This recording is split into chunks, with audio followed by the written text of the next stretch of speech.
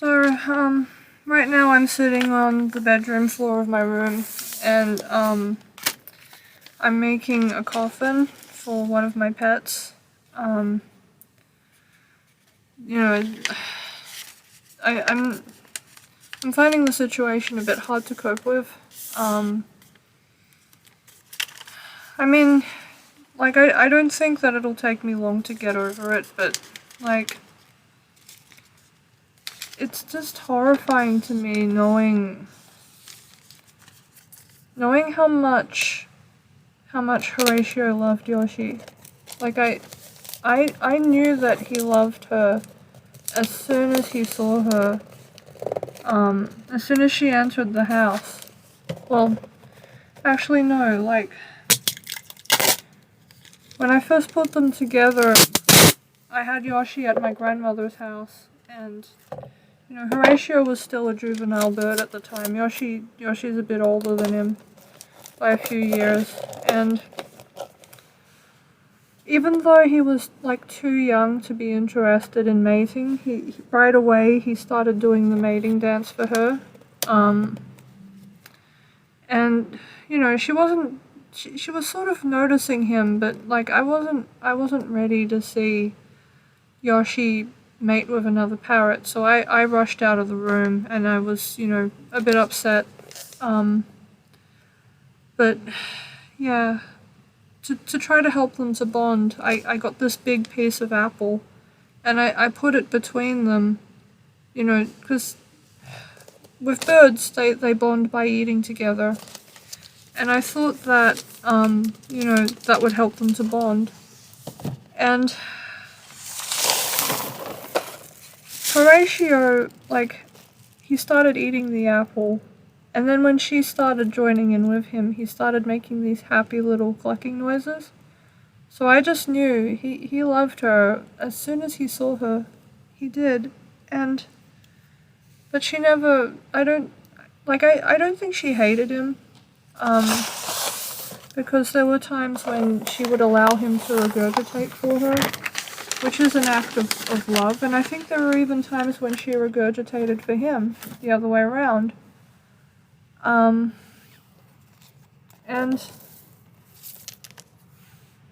yeah, look, there were times when I thought about keeping them separate, but every time I would take Yoshi away from Horatio, he would just get so distressed, he would be screaming, he would be so angry at me, and so I thought maybe that it was better to keep them together.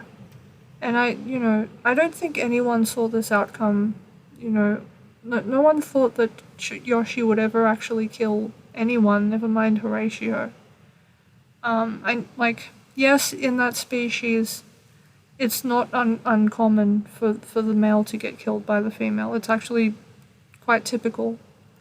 But even then, I just never, I always put it past her to ever actually do such a horrible thing to someone.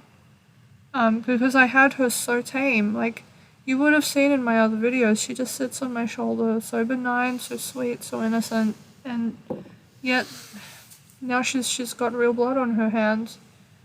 And yeah, within myself, I'm sort of conflicted about how to feel, because on the one hand, I don't think Yoshi fully comprehends what she's done. Like, I think she's figured out that something bad has happened based on the way she's acting, but, like, I can't bring myself to offer her any comfort because I feel like this is her fault. I know I shouldn't think that about her because she's a parrot. Like, she's running on instinct, she's running on hormones, she doesn't know, I don't think she knows what she's doing, but at the same time, it's such a horrible thing for one animal to do to another, as to kill. Like, I'm so conflicted. Like, I want to, like, you know, if you've been following my blogs, you'll know that I'm trying to work on becoming more trusting and forgiving. And so inside myself, I think the right thing for me to do would be to go and try to offer her some comfort. because I can tell she is distressed by the situation. She's figured out that something is wrong, even if I don't think she still fully comprehends the situation. I think, but she has been behaving differently ever since Horatio's body came back from the vet. She's been different. She's stopped going into her nesting box, even though she was going in there every day.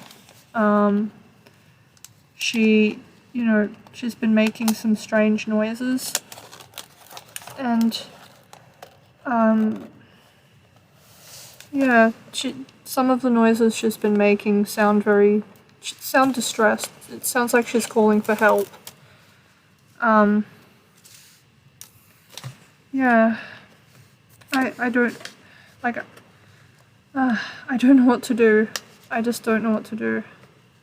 I feel like what I should do is probably give myself a little more time to process the situation and get used to the fact of what's happened. Because this is just so unexpected, I thought that if we lost Horatio, the way we'd lose him is maybe that he flew out the door or something. Or, some other, some sort of injury that would not have been Yoshi's fault. I never thought that Yoshi would be a murderer. Like, I know that to some people, me talking about my birds as if they're people must sound crazy. It must sound really weird, but, like, you have to understand, I got to know both those birds so well. To me, they're like little people, They had their own inner lives and they have their own personality and ideas about things, and I feel so bad for my father. Again, if you watch my videos, you know that he and I don't always agree, but this is so hard for him to deal with.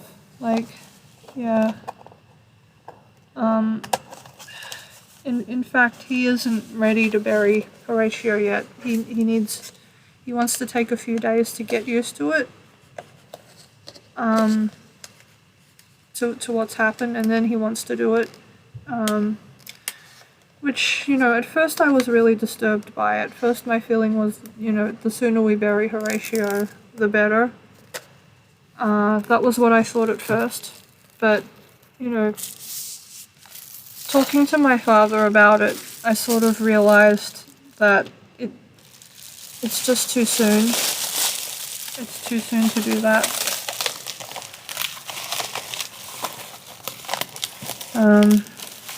The way I'm trying to make the coffin is I've started out with one of my mailing boxes that I retained from something that was shipped to me. I like to try to save packaging materials and reuse them. Admittedly, I never thought that that I'd be using them this way, but life is so full of just unexpected twists and turns. You never know, you just never know. And I don't really have a plan for this. I'm just sort of in my head. I just thought, okay, I'm gonna take the gold wrapping paper we have and use it to decorate the box on the outside, and I'd line it with some satin and some other soft material so it looks like a coffin. And I'm thinking I will just collect some nice flowers from around the neighborhood on the day that we actually bury the bird.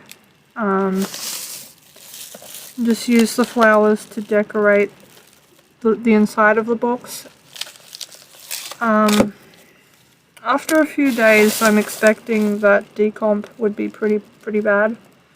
So, I'm thinking we may, in the meantime, want to spray the body down with maybe some eucalyptus oil to try to preserve it a little. We don't have him out in the open. We've sort of covered him up with a kind of bag. I didn't inquire much with my parents about what sort of bag they had chosen for it, but, you know,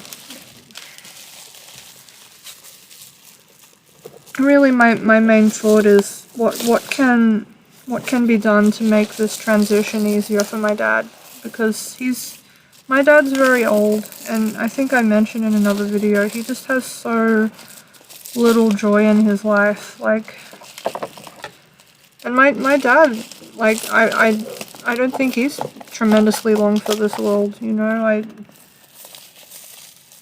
think that he's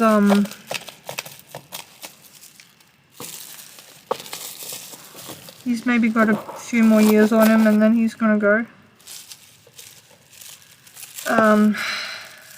I mean, I wish he'd take better care of himself so that he'd be here for longer, but he doesn't really want to do that. So, you know, and it's his life. Like, ultimately, I don't really have the right to tell him what to do with it. I have my own ideas about, you know, life and health, and really, who doesn't, you know? Everybody's got their own ideas. I'm just thinking briefly about how I'm going to actually finish the edges on this. I mean, I thought I was going to just fold the fabric back and stick it down with some double-sided tape, but I'm not sure if I've left enough slack for me to be able to do that neatly all the way around the edge of the box. Oh, no, maybe I have. Yeah, I think I have actually. Okay, I'll do it like that. I don't do this sort of thing tremendously often because I'm not that much of a paper craft person. Like, I do enjoy it, but I'm not good enough at it to consider it to be occupational for me.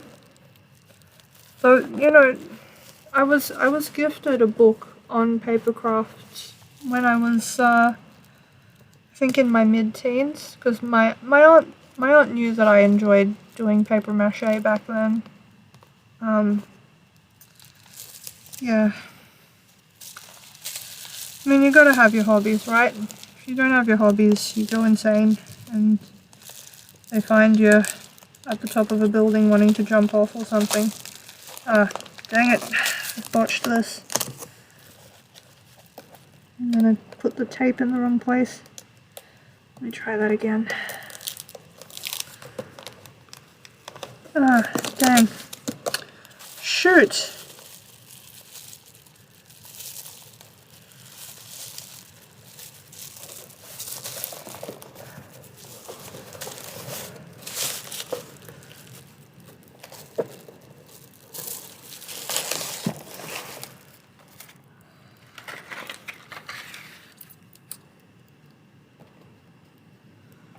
Alright, yeah, this is, maybe I should use the narrower. Feels weird that I'm sitting here being so methodical over something so morbid. Maybe I'm doing this activity as a way of sort of running away. Like, honestly though, like, I might seem chill, but my eye just keeps twitching. Like, I know I seem like I'm fine, but I'm actually just, like, the master of appearing fine when I'm not. I mean, like, yeah, I mean, for years I didn't know that feeling bad all the time wasn't normal. Like, I thought it was just how life is, because when I would try to talk to people about how I felt, they'd just, a lot, like, not all people, but a lot of people tended to act like I was just being a sook or being a drain on their time, and I thought, oh, okay, it must just be, like, that life is meant to feel bad. But, like, as I've gone on, what I've learned is that no, actually, the things I was feeling, they're more like signs of depression, and, you know, that has to be worked on. I'll be honest and say that I'm not a fan of seeing counselors, because when I have attempted it, it has typically not gone very well for me, in one way or another. I think partly because it's not, I don't always have the words to articulate what's going on with me and why I'm distressed. And even when I do, I feel a lot of guilt about it because I feel like, why am I, complaining to somebody? Even if it's technically speaking their job to listen to someone complain. Like, and people make such a big deal of this idea that everybody should be seeing a counselor or something, and I think counselors would probably profit a lot from having people think that way, because then they get, more patients to work on, and, but, and if I'm honest with myself, I think that currently there is a bit of a racket going on where a lot of things that are actually normal human feelings and behaviors are actually starting to be labeled as forms of insanity or mental illness as a way of profiteering, basically. I think a lot of mental health practitioners are benefiting by persuading people that there's something wrong with them when there isn't, because of course, if you can convince someone that there's something wrong when there's not, they're far more likely to come back to you over and over again, wanting more and more help. And part of this, I think, is the way the mental health profession has persuaded us that we can't help each other, like that people aren't qualified. And so, like in the past, when you're having problems, you would have just talked to your family, talked to your friends, and received maybe a bit of support from them. But I think, partly one of the outcomes of industrialism and having parents move out of the home to work and the kids end up alone a lot of the time is that people probably aren't as emotionally intelligent as they would have been maybe 50, 60 years ago in some cases. Like, I know that back then there was still domestic abuse, and it was probably worse back then than it is now. But I think at the same time, people might have had more of an ability to go to friends and family for help, simply because they would have at least probably had their mother at home to talk to. And not all mothers are psychotic, and not all, some mothers really love their kids and want to help them, I think. Wow, being able to admit that is a pretty huge psychological breakthrough for me, actually. I used to believe that all mothers were evil. So, or at least that they didn't really care about their kids and really just wanted to be free and have a job. But yeah. So that much about me has changed.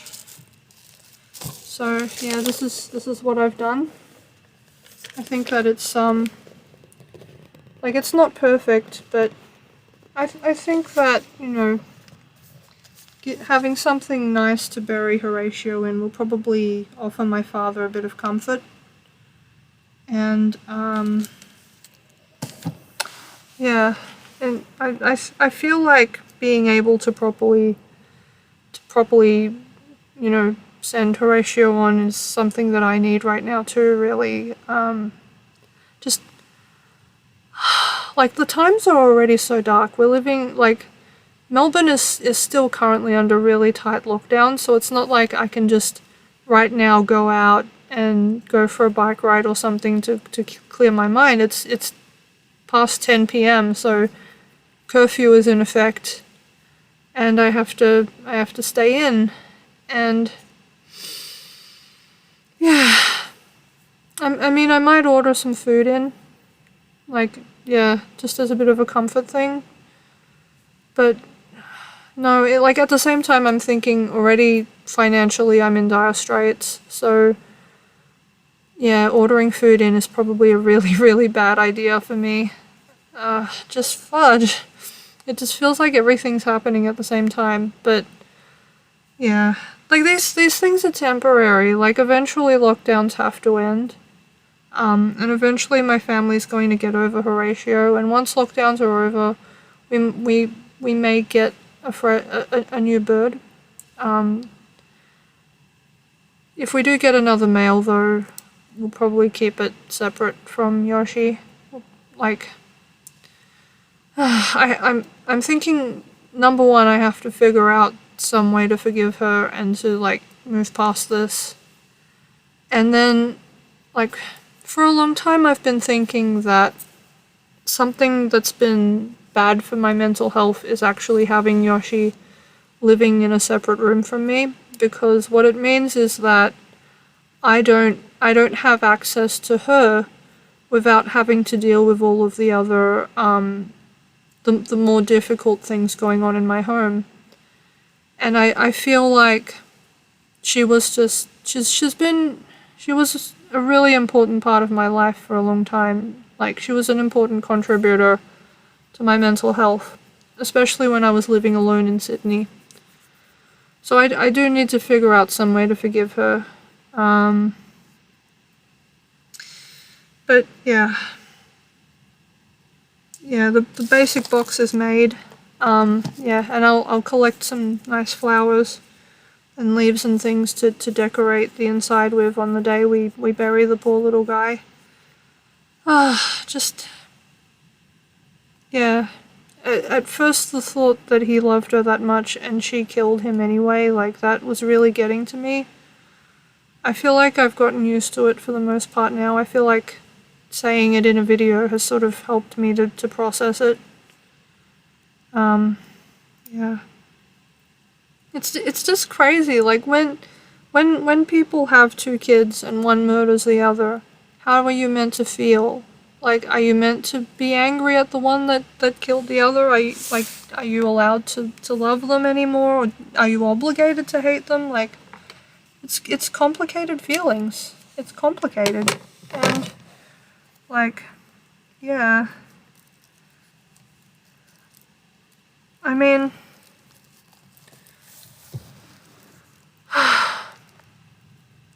at times like these when I'm going through something tough, one of the thoughts I have is that I'm glad that I can tell people, that I'm glad that I can talk to people about it. There are some people who, when they're going through a tough time, they just bottle it up completely. They just have no ability to tell anyone. And I feel like these people probably are inwardly suffering a lot more because of this way of thinking that they have, where they believe that to be loved and accepted they have to hide how they really feel, which is not, it's not good. It's not a good way to live. And in fact, when people have told me about them going through a tough time, it's actually made it easier for me to trust them, because it tells me that they're human, and that they don't want to pretend to be stronger than they really are. Like, so, like, yeah, if you're somebody watching this and you're someone who usually hides your feelings, my advice to you is, try to look for ways to open up at least a little bit. Even if you don't feel like you can tell anyone might do you good to start journaling, or to do what I'm doing right now and vlog on occasion. Just, yeah, don't, even if it doesn't seem like it, there are people who care about you. Like, there are some people out there who just have made up their mind that they are going to love everybody. Like, in fact, in Christianity, it's a rule. Like, I'm supposed to love everyone. Like, I do honestly try to. Even when somebody's, like, harming me, I still, and I know that I need to get away from them, I still try to inwardly have a goodwill, and to know that if they did come to me with real problems, like if they were, like, in trouble in some way where only I could save them or help them, that I'd still do it. But at the same time, like, you don't want to get codependent, is what I'm saying. You need balance. Like, just, you need to be able to tell people what's going on with you, but at the same time, you shouldn't be too overly reliant on others, I think. I feel like I'm starting to talk like a crazy person, so I'm gonna end the video now. But yeah, just, yeah. If you're a praying person and you're watching this, Pray for me.